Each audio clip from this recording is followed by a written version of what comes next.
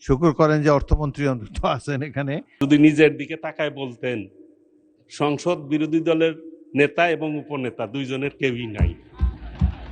আমি লক্ষ্য করছি বাজেট অধিবেশনে অধিকাংশ সময় আমাদের অধিকাংশ মন্ত্রীরা থাকেন না। এটা তো আমরা আসলে এত নোট করে নিয়ে আসি, আমাদের সরকারি দল বিরোধী দল সকলে বক্তব্য দেন। এইখানে দেখেন স্বাস্থ্যমন্ত্রী, তারপরে আমাদের স্বরাষ্ট্রমন্ত্রী, অনেক মন্ত্রী নাই, মন্ত্রীদের চেয়ার সব খালি। এবং আপনার সহযোগিতা চাচ্ছি মাননীয় স্পিকার। ধন্যবাদ। ধন্যবাদ। আমাদের অধিবেশন আমরা মাননীয় মন্ত্রীদের আরো উপস্থিতি দেখতে চাই। শুকুর করেন যে অর্থমন্ত্রী অন্তত আছেন এখানে, কিন্তু অন্যান্য মন্ত্রীদেরকেও অনুরোধ জানাবেন সংসদ সদস্যদের পক্ষ থেকে।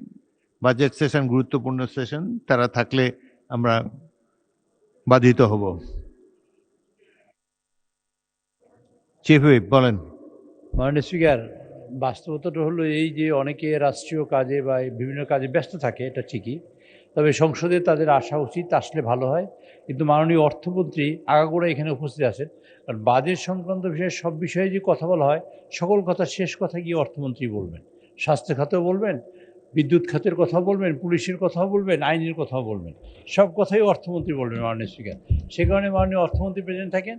মাননীয় আমাদের মহাসচিব এবং এলজেডি মন্ত্রী মহোদয় তিনি সবসময় উপস্থিত থাকেন, অন্যান্য মন্ত্রীও থাকেন। তবে আমি আশা করব অন্যান্য যেসব মন্ত্রী এখানে উপস্থিত থাকেন না, তারা যেন উপস্থিত থাকেন এবং সংসদকে উপভোগ করেন, এবং বিরোধী দল না, সরকারি দলের যেসব সদস্য যেসব কথা বলেন সেগুলো মনোযোগ সহকারে শুনেন এবং সেগুলো যেন সমস্যা সমাধানের ব্যাপারে তারা অগ্রগণী ভূমিকা পালন করেন। মাননীয় স্পিকার, আপনাকে ধন্যবাদ।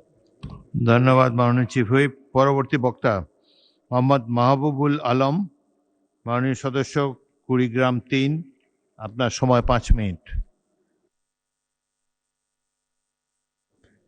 1 মিনিট। মাননীয় সদস্য টুকু বলুন।